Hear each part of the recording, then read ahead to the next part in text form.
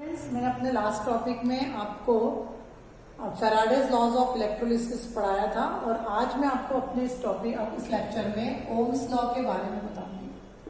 Ohm's law ये हम 9th-10th से पढ़ते आ रहे हैं। The current passing through a cell is directly proportional to the potential difference set up across the two electrodes and I is equal to V upon R means V is equal to IR। ये हमने Ohm's law में पढ़ा था। आज Ohm's law के basis पे ही हम यहाँ पर कुछ टर्म्स हैं जो सॉल्यूशन से रिलेटेड हैं। तो वो जो पहली टर्म है वो है रेजिस्टेंस। पहली टर्म है रेजिस्टेंस। रेजिस्टेंस का मतलब होता है obstruction to flow of current. Obstruction to flow of current. Current flow होने में रुकावटें आना, उसको हम क्या बोलते हैं? रेजिस्टेंस बोलते हैं। कोई भी सॉल्यूशन अपने में से जब आसानी से करंट पास नहीं होने देता, इसका मतलब उसका रेजिस्टेंस ज्यादा है, उसमें करंट पास होने में रुकावटें ज्यादा आ रही हैं। और कोई इजीली पास होने देता है, इसका मतलब उसमें करंट पास होने में रुकावटें कम है, यानी उसका रेजिस्टेंस क्या कम है। रेजिस्टेंस को किससे रिप्रेजेंट करते हैं? आर से रिप्रेजेंट करते हैं। रेजिस्टेंस की जो यूनिट होती है वो ओम होती है और इसको ओमेगा के साइन से रिप्रेजेंट किया जाता है, जिसको हम इस तरह से ड्रॉ करते हैं। ये हमने 10th क्लास में भी पढ़ा हुआ है। अगला जो इसी से रिलेटेड हमारी जो टर्म है वो है स्पेसिफिक रेजिस्टेंस। अगली जो टर्म है वो है स्पेसिफिक रेजिस्टेंस। तो स्पेसिफिक रेजिस्टेंस को रो से रिप्रेजेंट किया जाता है, RHO, जिसका सिंबल इस तरह से होता है। आपने 10th क्लास में एक और चीज पढ़ी है कि किसी भी सॉल्यूशन का या किसी भी कंडक्टर का जो रेजिस्टेंस होता है वो लेंथ के डायरेक्टली प्रोपोर्शनल में होता है और उसके एरिया ऑफ क्रॉस सेक्शन के इनवर्सली प्रोपोर्शनल में होता है। मैं आपको यहाँ पर बता दूं कि सॉल्यूशन में कंडक्टर नहीं होता है, सॉल्यूशन में इलेक्ट्रोड्स होते हैं। तो यहाँ पर L का मतलब होता है दो इलेक्ट्रोड्स के बीच का डिस्टेंस। अगर हमारे पास ये सेल है तो इसमें हमने जो इलेक्ट्रोड्स ले रखी है, इन दोनों इलेक्ट्रोड्स के बीच का डिस्टेंस क्या माना जाएगा? लेंथ। और इलेक्ट्रोड का जो एरिया ऑफ क्रॉस सेक्शन होगा उसको हम कैसे रिप्रेजेंट करेंगे? A से। अब अगर यहाँ पर हम मान लें कि हमारे पास जो सेल है उसमें जो लेंथ है यानी जो distance between the two electrodes है वो 1 मीटर है और area of cross section 1 metre square. कितना area of cross section? 1 metre square है। तो उस केस में यहाँ पर मैं अगर प्रोपोर्शनल का साइन हटाऊं तो R is equal to rho into L upon में A हो जाएगा, means R is equal to rho into 1 upon 1 हो जाएगा, means R is equal to rho हो जाएगा। तो हमको यहाँ पर ये जो रो है हम इसको क्या बोलते हैं? स्पेसिफिक रेजिस्टेंस और रेजिस्टिविटी। स्पेसिफिक रेजिस्टेंस और रेजिस्टिविटी। स्पेसिफिक रेजिस्टेंस कहते हैं, इसको हम क्या कहते हैं? Specific resistivity. तो स्पेसिफिक रेजिस्टेंस या रेजिस्टिविटी को डिफाइन करना हो तो हम क्या बोलेंगे? It is the resistance of a conductor having length 1 metre and area of cross section 1 metre square. जब इलेक्ट्रोड्स के बीच का डिस्टेंस 1 मीटर रहेगा, इलेक्ट्रोड का area of cross section 1 metre square होगा, तो उस सॉल्यूशन का या उस सेल का जो भी रेजिस्टेंस होगा वो स्पेसिफिक रेजिस्टेंस कहलाएगा। तो specific resistance is resistance of a cell having the length of 1 meter means distance between the two electrode is 1 meter and area of cross section of electrode is 1 meter square। तो उस समय जो भी resistance होगा वो उसका क्या कहलाएगा? स्पेसिफिक रेजिस्टेंस कहलाएगा। अभी मैंने आपको बताया कि जो रेजिस्टेंस की यूनिट होती है वो ओम होती है। तो अब हम स्पेसिफिक रेजिस्टेंस की यूनिट निकालेंगे। आपको पता है rho R is equal to होता है rho into L upon A, means R into A upon L equal to क्या हो जाएगा? रो। R की यूनिट क्या होती है? ओम। एरिया की यूनिट मीटर स्क्वायर। लेंथ की unit metre is equal to rho. तो M से स्क्वायर M कैंसिल जाएगा तो आपके पास 1 मीटर बचेगा। तो ohm into metre is the unit of specific resistance. ये स्पेसिफिक रेजिस्टेंस की यूनिट हो जाएगी ओम इंटू मीटर। तो स्पेसिफिक रेजिस्टेंस किसी भी सॉल्यूशन का रेजिस्टेंस होता है जब length of the electrode between the distance between the electrode कितना होगा? 1 मीटर और area of cross section of electrode कितना होगा? 1 मीटर स्क्वायर। तो वो स्पेसिफिक रेजिस्टेंस और रेजिस्टिविटी कहलाएगा और स्पेसिफिक रेजिस्टेंस की यूनिट होती है ओम इंटू मीटर। ठीक है। उसके बाद जो अगला आता है टॉपिक वो है कंडक्टेंस। इसकी थर्ड टर्म जो है वो है आपकी conductance. Conductance, what do you mean by conductance? Conductance मतलब the ease of flow of current through the solution. किसी भी सॉल्यूशन में से कितनी आसानी से करंट पास हो जाता है वो उसका क्या कहलाता है, कंडक्टेंस कहलाता है। It is represented by C, इसको कैसे रिप्रेजेंट किया जाता है, सी से। The ease of flow of current, इसकी डेफिनेशन क्या हो जाएगी, द ईज ऑफ, ईज यानी सरलता, ease of flow of current through a solution, ease of flow of current through a solution, flow of current through a solution, through a solution is called conductance. इसको हम किससे represent करेंगे, सी से। अब ये बात तो तय है कि अगर कोई सॉल्यूशन आसानी से करंट पास होने दे रहा है मतलब उसका रेजिस्टेंस कम है, और अगर आसानी से करंट पास नहीं होने दे रहा है इसका मतलब उसका रेजिस्टेंस क्या ज्यादा है, मतलब कंडक्टेंस जो होता है वो रेजिस्टेंस के रेसिप्रोकल के बराबर होता है। C is equal to 1/R। तो C is equal to R की यूनिट क्या बताई थी मैंने आपको, ओम। तो C की यूनिट क्या हो जाएगी, 1/ओम। और आप सबको पता 1/ओम यानी इसको हम ओम इनवर्स भी लिख सकते हैं, और इसको उल्टा पढ़ो MHO, तो ओम इनवर्स को मो भी बोल सकते हैं, और इसका ओम इनवर्स का एक और नाम है, इसको सीमेन भी कहते हैं। क्या कहते हैं, siemens, and it is represented by S।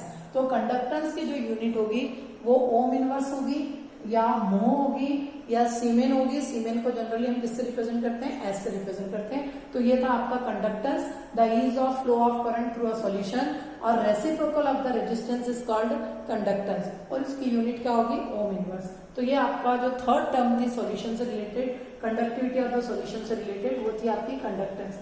अगली जो टर्म आती है वो है स्पेसिफिक कंडक्टेंस। अगली जो टर्म आती है वो है specific conductance. Specific conductance, it is represented bye kappa. इसको कप्पा से रिप्रेजेंट किया जाता है, KAPPA, कप्पा। इसको स्पेसिफिक रेजिस्टेंस। अभी आपको थोड़ी देर पहले मैंने पढ़ाया कि जो कंडक्टेंस होता है वो रेसिप्रोकल ऑफ द रेजिस्टेंस होता है। अब यहाँ पर कंडक्टेंस के आगे एक वर्ड लग गया, क्या, स्पेसिफिक रेजिस्टेंस। तो यहाँ रेजिस्टेंस के आगे भी एक वर्ड लग जाएगा, स्पेसिफिक। कंडक्टेंस जो होता है वो रेजिस्टेंस का रेसिप्रोकल होता है। अब कंडक्टेंस के आगे एक वर्ड लग गया स्पेसिफिक, तो इसका क्या मतलब हुआ, रेजिस्टेंस के आगे भी एक वर्ड लग जाएगा, क्या, स्पेसिफिक रेजिस्टेंस। यानी जो कप्पा होता है it is reciprocal of the specific resistance, और स्पेसिफिक रेजिस्टेंस को किससे रिप्रेजेंट करते हैं हम, रो से। तो यहाँ पर ये जो रो है वो स्पेसिफिक रेजिस्टेंस है। रो क्या है आपका, स्पेसिफिक रेजिस्टेंस है, और कप्पा क्या है आपका, स्पेसिफिक कंडक्टेंस है। ये जो है ये आपका क्या कहलाता है, स्पेसिफिक कंडक्टेंस। वैसे मैं आपको बता दूं कि स्पेसिफिक कंडक्टेंस की एक और डेफिनेशन होती है। यहाँ पर आपने दो सेल में दो इलेक्ट्रोड लगा रखे हैं, दोनों के बीच का डिस्टेंस 1 सेंटीमीटर है, और इनका area of cross section 1 centimetre square है। तो वॉल्यूम इज इक्वल टू क्या होता है, A क्यूब होता है, यानी 1 एरिया इंटू लेंथ। तो यहाँ पर क्या हो जाएगा, 1 सेंटीमीटर क्यूब हो जाएगा। क्या हो जाएगा, 1 सेंटीमीटर क्यूब। तो स्पेसिफिक रेजिस्टेंस की एक और डेफिनेशन है। क्या बताया मैंने आपको कि आप जो भी सेल यूज कर रहे हैं अगर उसमें इलेक्ट्रोड्स के बीच का डिस्टेंस 1 सेंटीमीटर है और इलेक्ट्रोड का area of cross section 1 centimetre square है, तो वॉल्यूम क्या हो जाएगा, 1 centimetre square into 1 centimetre equal to 1 centimetre cube हो जाएगा। तो स्पेसिफिक कंडक्टेंस की एक और डेफिनेशन है, it is the conducting power of the ions present in per centimetre cube of the solution. Per centimetre cube of solution में जितने भी आयंस प्रेजेंट होंगे और उनका जितना भी कंडक्टिंग पावर होगा, इलेक्ट्रिसिटी कंडक्ट करने की जो कैपेसिटी होगी या एबिलिटी होगी, कितने, 1 सेंटीमीटर स्क्वायर। 1 सेंटीमीटर क्यूब मतलब वॉल्यूम, 1 सेंटीमीटर क्यूब वॉल्यूम में जितने नंबर ऑफ आयंस प्रेजेंट होंगे उनका जो भी कंडक्टिंग पावर होगा वो स्पेसिफिक कंडक्टेंस कहलाएगा, कप्पा कहलाएगा। तो केजी, और दूसरे शब्द में अपन क्या बोल सकते हैं, जो स्पेसिफिक कंडक्टेंस होता है वो स्पेसिफिक रेजिस्टेंस का रेसिप्रोकल होता है। अब यहाँ पर हम स्पेसिफिक कंडक्टेंस की यूनिट निकालेंगे। तो अभी मैंने आपको बताया यहाँ पर कि जो स्पेसिफिक कंडक्टेंस होता है kappa, it is reciprocal of the specific resistance होता है। बट रो इक्वल टू क्या होता है, specific resistance is equal to होता है R into A upon L होता है। मैं इसको यहाँ वैल्यू पुट करूं तो कप्पा इज इक्वल टू हो जाएगा 1 अपॉन में R इंटू A अपॉन में L, L ऊपर ट्रांसफर हो जाएगा, तो कप्पा इज इक्वल टू हो जाएगा 1/R इंटू L अपॉन में A। अब kappa is equal to 1/r यानी कंडक्टेंस इंटू एल अपॉन में क्या हो जाएगा ए। कप्पा की आपको कंडक्टेंस की यूनिट पता है, ओम इनवर्स होती है, लेंथ की यूनिट मीटर और इसकी मीटर स्क्वायर, कैंसिल हो जाएगा। तो कप्पा की यूनिट क्या हो जाएगी, ओम इनवर्स मीटर इनवर्स। और ओम इनवर्स को मैंने आपको बताया था, इसको सीमेन भी कहते हैं, तो सीमेन मीटर इनवर्स और शॉर्टकट में एस मीटर इनवर्स भी बोल सकते हैं। तो इस तरह से आप कप्पा की यूनिट निकाल सकते हो। कप्पा इज इक्वल टू 1/रो, but rho is equal to होता है R into A upon L. तो kappa is equal to 1/r into A upon L. तो kappa is equal to 1/r into L upon में A.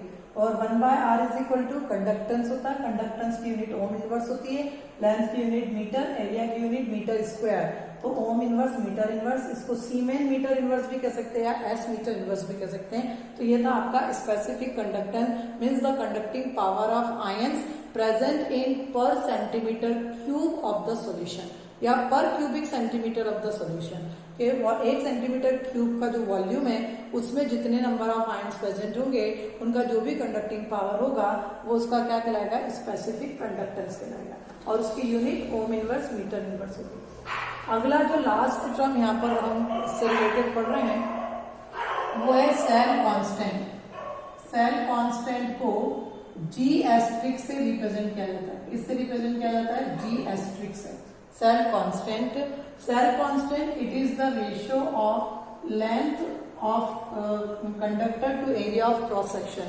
अब यहाँ मैं बार बार आपसे कह रही, लेंथ मतलब दोनों इलेक्ट्रोड के बीच का डिस्टेंस। तो दो इलेक्ट्रोड के बीच के डिस्टेंस और उन इलेक्ट्रोड के एरिया ऑफ क्रॉस सेक्शन का जो रेशियो आएगा उस रेशियो को हम क्या कहते हैं, सेल कांस्टेंट कहते हैं, which is represented by G asterisk. तो एल अपॉन में ए। अब हम जी एस्ट्रिक यानी सेल कांस्टेंट की यूनिट निकालेंगे।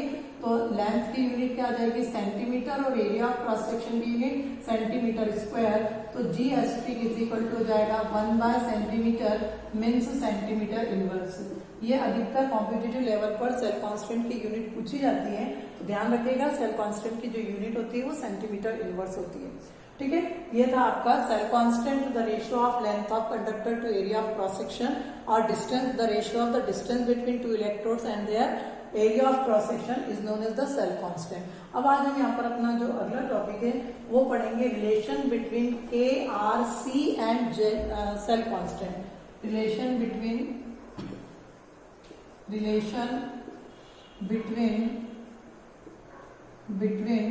कप्पा मतलब specific conductance, resistance, conductance and cell constant, इसके बीच में हम रिलेशन पढ़ेंगे। अभी मैंने आपको यहाँ पर बताया था कप्पा इज इक्वल टू 1/रो होता है, but rho is equal to होता है R into A upon L. ये मैंने आपको पढ़ाया था। तो कप्पा इज इक्वल टू क्या हो जाएगा, 1/r इंटू रो की जगह ये वैल्यू पुट करेंगे, सब्स्टिट्यूट करेंगे रो को, तो a अपॉन में l, यानी कप्पा इज इक्वल टू हो जाएगा 1/r into L upon A. Okay, अब ये एक, अब l अपॉन में a, but G asterisk is equal to होता है l अपॉन में a, मीन्स में l अपॉन a को जी एस्ट्रिक से सब्स्टिट्यूट कर सकते हैं, इसको जी एस्ट्रिक कहते हैं। ठीक है, तो यहाँ पर कप्पा इज इक्वल टू हो जाएगा 1/r इंटू जी एस्ट्रिक। तो ये एक रिलेशन हो गया कप्पा आर और जी एस्ट्रिक के बीच में। फिर आइए यहाँ पर आप, but 1/r is equal to C यानी कंडक्टेंस होता है, तो कप्पा इज इक्वल टू क्या हो जाएगा, सी इंटू जी एस्ट्रिक हो जाएगा। तो this is the relation between conductance, specific conductance and cell constant. तो आज हमने भी इसमें क्या पढ़ा, अपना relation between K R C and G asterisk. K यानी specific conductance, R means resistance, C means conductance और जी एस्ट्रिक मतलब सेल कांस्टेंट। अब कप्पा इज इक्वल टू मैंने आपको बताया था specific conductance is reciprocal of the specific resistance. तो kappa is equal to 1/रो, but rho is equal to क्या होता है, r मल्टीप्लाइड बाय a/l होता है। तो रो को मैं इस फॉर्मूले से सब्स्टिट्यूट करेंगे तो kappa is equal to 1/r into A upon L हो जाएगा, means kappa is equal to 1/r into L upon A. L upon A को मैंने आपको पढ़ाया सेल कांस्टेंट कहते हैं, जिसको हम जी एस्ट्रिक से रिप्रेजेंट करते हैं। तो कप्पा इज इक्वल टू हो जाएगा 1/r into G asterisk. Kappa is equal to क्या हो जाएगा, सी इंटू जी एस्ट्रिक। तो इस तरह से ये रेजिस्टेंस, कप्पा और जी एस्ट्रिक में रिलेशन है, मतलब रेजिस्टेंस, स्पेसिफिक कंडक्टेंस और सेल कांस्टेंट में रिलेशन है, और ये स्पेसिफिक कंडक्टेंस कंडक्टेंस और सेल कांस्टेंट में रिलेशन है। तो यहाँ पर ये जो मैंने अभी आपको पढ़ाया, कौन कौन से टर्म्स मैंने आपको पढ़ाई सॉल्यूशन से रिलेटेड, एक तो रेजिस्टेंस मैंने आपको पढ़ाया, दूसरा मैंने आपको स्पेसिफिक रेजिस्टेंस पढ़ाया जिसको हम रो से रिप्रेजेंट करते हैं, जिसकी यूनिट ओम मीटर होती है। फिर मैंने आपको कंडक्टेंस पढ़ाया जिसकी यूनिट ओम इनवर्स होती है। स्पेसिफिक कंडक्टेंस पढ़ाया जिसकी यूनिट जो होती है ओम इनवर्स मीटर इनवर्स होती है। फिर मैंने आपको सेल कांस्टेंट पढ़ाया जिसकी यूनिट सेंटीमीटर इनवर्स होती है। और ये आपके सामने